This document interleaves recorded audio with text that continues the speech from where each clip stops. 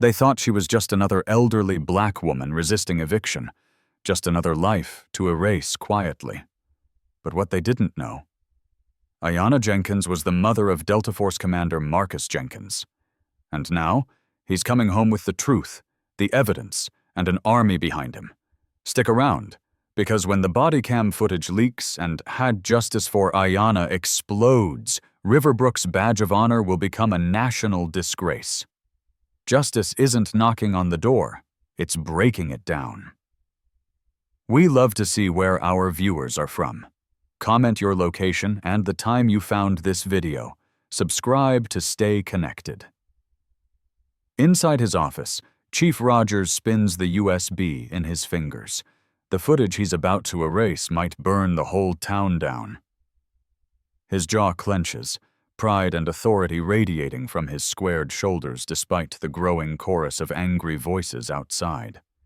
25 years of commanding respect in Riverbrook, and now these people dare to question his judgment. The body camera footage weighs in his hands like a ticking bomb.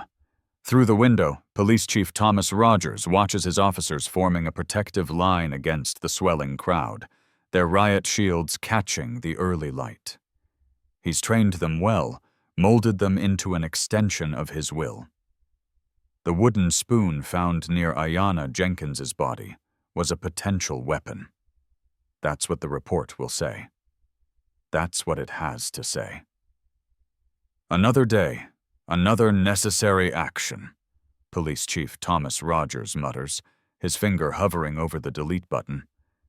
But something stops him, a fleeting memory of Ayana Jenkins's final moments, her hands raised in confusion rather than threat. He shakes it off. Protocol was followed. His officers responded as he'd trained them. The phone's sharp ring shatters his concentration. Mayor Whitfield's voice trembles on the other end. Her son is Delta Force, Tom. Delta Force Commander Marcus Jenkins is already on his way. Police Chief Thomas Rogers' hand tightens around his badge, its edges digging into his palm. Let him come, he says, arrogance masking the first flicker of unease. We followed procedure. This is my town. A notification pings on his computer. Justice. For Ayana is trending, accompanied by shaky cell phone footage of the incident. His temple throbs as he watches the views climb. 10,000, 50,000, 100,000. Outside, the chants grow louder. Justice for Ayana! Justice for Ayana!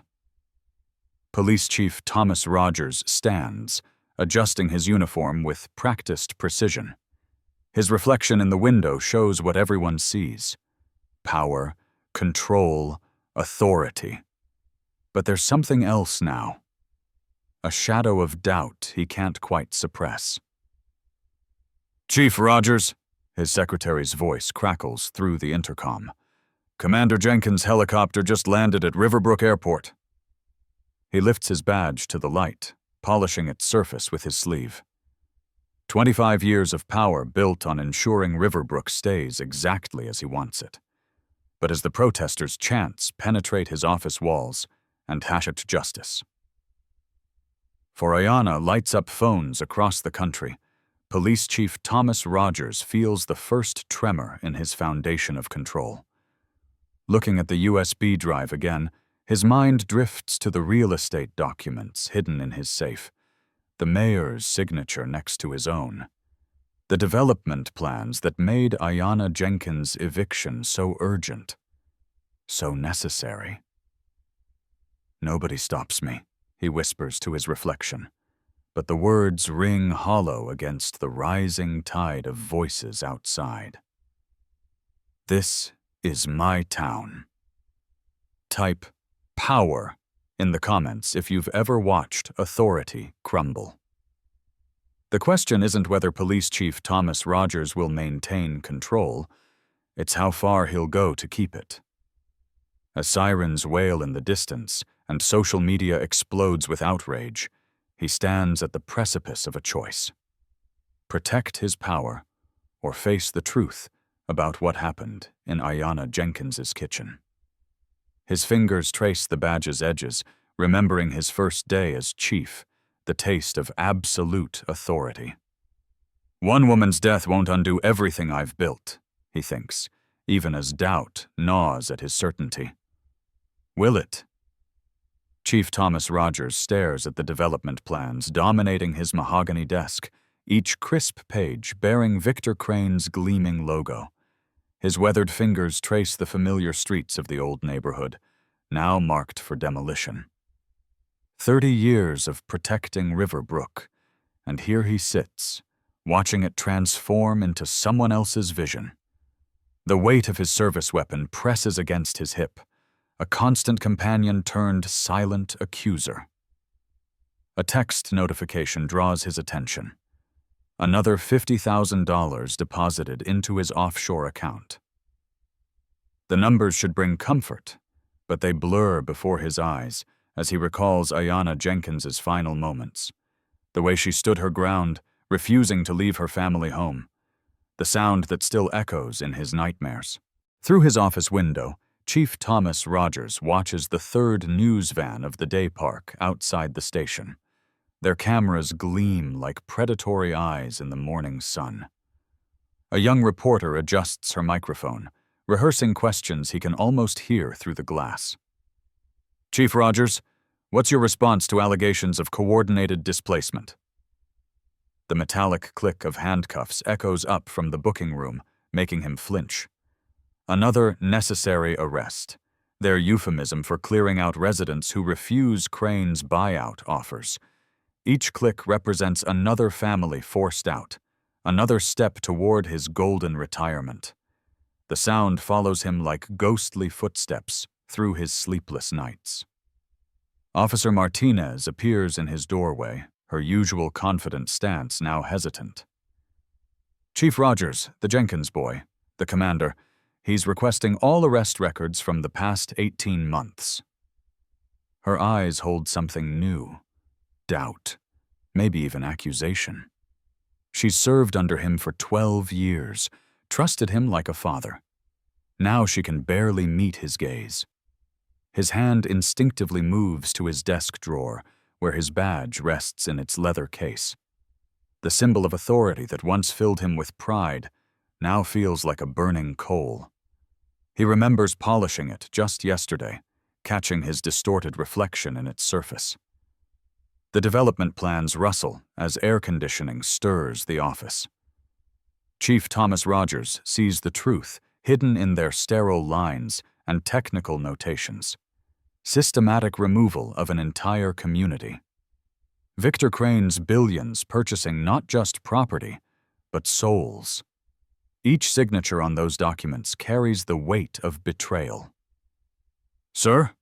Martinez's voice pulls him back. The commander's waiting for a response. The growing unease in his stomach reminds him of his first day as a rookie, watching his training officer plant evidence. You trained us to protect the community, Martinez said, voice trembling. But lately it feels like we're the ones tearing it apart. The same justification echoes across decades. It's for the greater good. But whose good? The question haunts him as he watches another elderly resident being escorted from their home through his window. A message notification breaks the heavy silence. It's from Victor Crane. Meeting tonight. Bring the updated displacement schedule. Chief Thomas Rogers' hands tremble slightly as he types his acknowledgement. The words on his screen blur into accusations. An old photo on his wall catches his eye. His academy graduation, young and idealistic. The oath he took that day seems to mock him now. To protect and serve. When did protection become persecution? When did service become subjugation? She once saved my life in 1974. I repaid her with silence and greed. Have you seen what they're saying online, Chief? Martinez's voice carries an edge he's never heard before. Headlines flash across his computer screen. Riverbrook police, guardians or gentrification's enforcers. The comments section overflows with stories: families displaced, businesses shuttered, communities shattered. A protest forms outside his window, their signs bearing Ayana Jenkins's face. Her son, the commander, stands among them, his military bearing unmistakable. Their eyes meet across the distance, and Chief Thomas Rogers feels the weight of every decision, every compromise, every betrayal crushing down on his shoulders. The badge in his drawer seems to pulse with accusation. He opens it slowly, the metal cool against his fingers. His reflection fragments across its surface, each piece showing a different version of the man he's become. The man who justified corruption as progress, who traded his oath for profit, who ordered the silence of a mother protecting her home. Outside, boots strike the pavement like a drumline of justice drawing near. Type "badge betrayed" if you've watched authority corrupt, whispers across the screen of his mind as another protest chant rises from below. The development plans continue their silent testimony on his desk, each page a chapter in his descent. Chief Thomas Rogers realizes with growing horror that he hasn't been protecting his town. He's been selling its soul, one signature at a time. And now, as Marcus Jenkins digs deeper, as Martinez's doubt grows stronger, as the cameras gather like vultures, he feels his carefully constructed world beginning to crumble. The handcuffs click again downstairs, and this time they sound like a countdown to his own reckoning. Through the tinted windows of his office, Police Chief Thomas Rogers watches another unmarked vehicle glide into town, its government plates a silent threat. His fingers drum against his desk, creating an anxious rhythm that matches his racing heartbeat. The security footage plays on his monitor in an endless loop. Marcus Jenkins and his Delta Force team moving through Riverbrook like shadows, their military precision a mockery of his own police force's authority. "Chief Rogers, Agent Martinez is here to see you." His secretary's voice through the intercom makes him flinch. Thomas Rogers straightens his collar, trying to project the confidence that once came so naturally. The safe behind his desk feels like a ticking bomb. Those federal facility blueprints might as well be radioactive. Every second they exist is another second closer to his downfall. He reaches for his badge, a reflex born of 30 years of service, but his hand stops short. The golden shield sits in his desk drawer, its surface accusatory in its gleam. A helicopter passes overhead, its rhythmic thrum sending him back to Vietnam. The jungle heat, the certainty of purpose, the belief that he was fighting for something greater than himself. "I was a hero then," Thomas Rogers whispers to the empty office, his voice cracking. "I was protecting people." The radio crackles, another patrol reporting Jenkins' team's movements. They're interviewing shopkeepers along Main Street now, getting closer to uncovering the truth about the development scheme. About Ayana. About everything. Martinez enters without knocking, her FBI badge prominent on her belt. Thomas Rogers sees the shift in her eyes, the professional distance that wasn't there a week ago. She knows. They all know. "Those development contracts you signed last month?" Martinez says, her voice carefully neutral. "We'll need to review them." Thomas Rogers feels sweat trickle down his spine. "Standard procedure," he manages, but his voice betrays him. Images of Ayana Jenkins flash through his mind, her defiant stance at the town hall meeting, the way she promised to expose everything. The sound of gunfire that followed still echoes in his nightmares. His phone buzzes. Another news alert. Hashtag Riverbrook.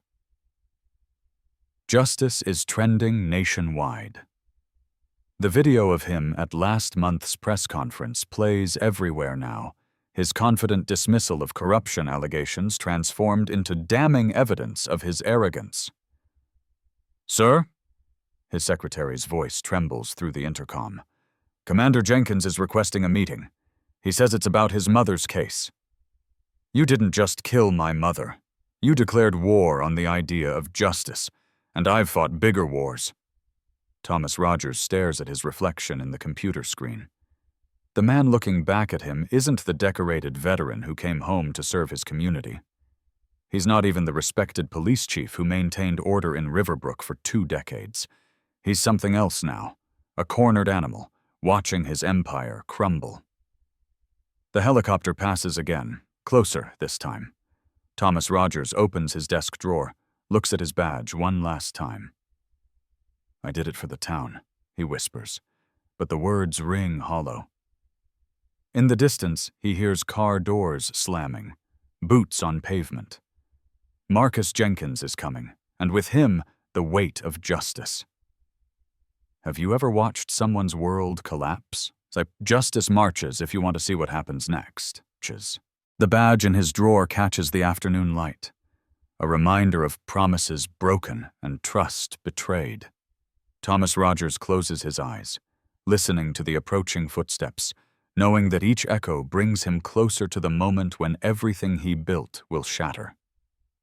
In his mind, Ayana Jenkins still stands at that town hall podium, her voice clear and unafraid.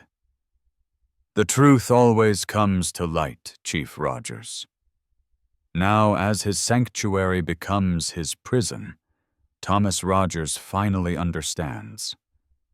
She was right, all along. Thomas Rogers stares at his reflection in the polished surface of his desk, the weight of 27 years in law enforcement pressing down on his shoulders. The badge that once represented everything he stood for now lies discarded on Mayor Wilson's desk, a silent testament to his fall from grace. The recording device in his pocket feels like a ticking bomb.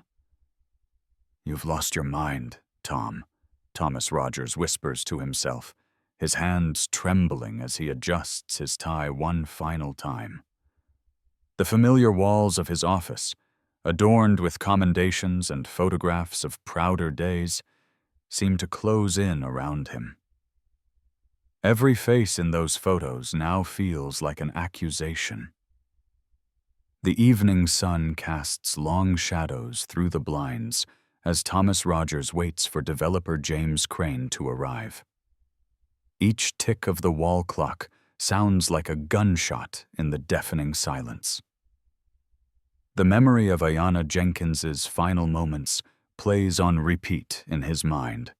The order he gave, the shot that should never have been fired, the life he helped end for nothing more than profit and power. A sharp knock at the door makes Thomas Rogers flinch. James Crane's confident stride into the office carries the same arrogance that had seduced Thomas Rogers into this corrupt scheme months ago. You wanted to see me, Chief? Crane's smile doesn't reach his eyes. Sit down, James, Thomas Rogers manages, his voice steadier than he feels. The recording device weighs heavy in his pocket as he presses the hidden button. We need to discuss Riverbrook Heights. Outside, Rodriguez's exposé is already trending on social media. Riverbrook Truth has become a rallying cry, with Marcus Jenkins leading the charge. Thomas Rogers can hear distant sirens growing closer, the same sirens he once commanded now coming for him. Is this about that reporter? Crane leans forward, his facade cracking slightly. I told you I'd handle it. Like you handled Ayana Jenkins? Thomas Rogers' words cut through the air like a blade. The look of shock on Crane's face would have been satisfying if the cost hadn't been so devastating. Thomas Rogers stands, walking to the window. Several police cruisers are pulling into the parking lot below. I gave an illegal order that day, James, an order you pushed me to give, and now an innocent woman is dead. You're wearing a wire, aren't you? Crane's voice turns deadly quiet. You stupid bastard! Thomas Rogers turns to face his co-conspirator, feeling strangely calm now that the decision is made. Her son deserves to know why his mother died. The town deserves to know how deep this goes. Crane lunges forward, but Thomas Rogers is ready. Years of training take over as he subdues the younger man, pressing him against the desk just as the office door bursts open. State police flood in, weapons drawn. "Chief Thomas Rogers," the lead investigator announces, "you're under arrest for conspiracy and accessory to murder." As the handcuffs click around his wrists, Thomas Rogers meets Marcus Jenkins's eyes across the room. The commander's presence is both expected and deserved.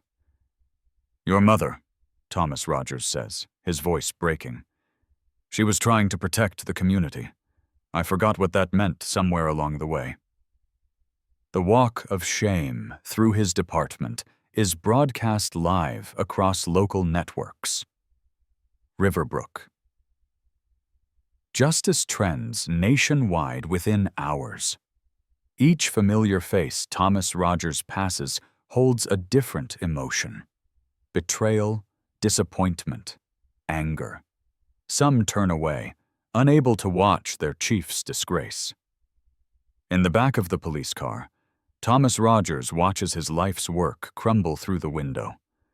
The recording device is now in evidence, its contents already being transcribed. By morning, everyone will know the truth about Riverbrook Heights, about Ayana Jenkins, about the corruption that ate away at the heart of their town.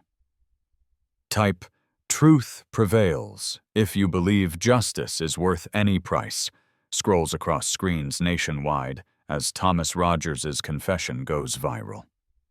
The same badge that once represented his authority now serves as evidence of his crimes. Tomorrow, it will be photographed alongside the conspiracy board in Marcus Jenkins's investigation room, a symbol of power corrupted and justice restored. Thomas Rogers closes his eyes as the police car pulls away from the station. The sirens that had been approaching earlier now wail their mournful song as they carry him toward his fate. In the end, he chose truth over power. Too late to save Ayana Jenkins, but perhaps in time to save his soul. Police Chief Thomas Rogers stands motionless in the federal courthouse, his once pristine uniform now feeling like a costume. The weight of decades of corruption presses down on his shoulders as he faces Judge Monroe, the same stern presence who has overseen the cascade of indictments against the Riverbrook Police Department. The evidence table before him displays the badge he once wore with such pride, now sealed in a clear evidence bag labeled Exhibit A. Thomas Rogers can't tear his eyes away from its tarnished surface, remembering how he'd polish it every morning, believing it made him untouchable. Now it testifies to his betrayal of everything it represents. "The court calls Police Chief Thomas Rogers," Judge Monroe's voice booms through the chamber. The words hit him like physical blows. Each step toward the witness stand feels like walking through quicksand, the eyes of the packed gallery burning into his back. Marcus Jenkins sits in the front row, ramrod straight in his Delta Force uniform. Thomas Rogers' throat constricts as their eyes meet briefly. The son of the woman whose death he ordered watches with an unsettling calm that speaks not of vengeance, but of justice being served. "I ordered the shooting of Ayana Jenkins," Thomas Rogers' voice cracks as he begins his testimony. The admission echoes in the sudden silence. "I did it to protect a development scheme that would have made millions for myself and others in positions of power. We weren't protecting our community. We had become its greatest threat." His hands tremble as he details decades of corruption, each revelation drawing gasps from the gallery. The judge's gavel crashes down repeatedly as the audience reacts, the sound reverberating like gunshots in Thomas Rogers' mind. Each strike reminds him of that fatal night, of Ayana Jenkins' last moments. The Ayana Jenkins Justice Foundation will receive full cooperation from what remains of the Riverbrook Police Department, Thomas Rogers continues, his voice hollow. All files, all records, everything that shows how deep this corruption went. It's not enough, but it's a start. The words feel insufficient against the magnitude of his crimes, but Thomas Rogers notices Marcus Jenkins nodding slightly. Not in forgiveness, that's not what this is about, but in acknowledgement of this first step toward systemic change. As he steps down from the witness stand, Thomas Rogers catches a glimpse of his reflection in the courtroom's windows. The man who once strutted through Riverbrook like a king now sees only a fallen officer who betrayed his oath. His badge, still lying on the evidence table, catches the afternoon light, its surface dulled by years of corrupt service. Type "Justice served if you believe accountability must start at the top" appears as comments flood the live stream of the proceedings. Rogers falls trends nationwide within hours, accompanied by clips of his confession. The judge's final words ring with historic weight. Let the record show that Police Chief Thomas Rogers' testimony has exposed decades of systemic corruption, leading to 37 additional indictments. This case will serve as a precedent for police accountability across the nation. Thomas Rogers watches as a court officer carefully places his badge into a permanent evidence box. Soon it will be displayed at the Ayana Jenkins Justice Foundation, a reminder that true protection of the community requires constant vigilance against those who abuse their power. The system doesn't change until we do, Thomas Rogers thinks, as he's led away in handcuffs. And change begins with facing the truth about ourselves. The courthouse doors close behind him, marking the end of one era in Riverbrook and the beginning of another. A child lays flowers at Ayana's mural downtown. The petals scatter in the wind, but her name remains. Ayana Jenkins, the one who stood. Share this story if you believe in the power of accountability to transform broken systems. The badge that once symbolized corruption now stands as a beacon for change, reminding us that justice, though delayed, cannot be denied. #Rogers falls. Justice. For Ayana,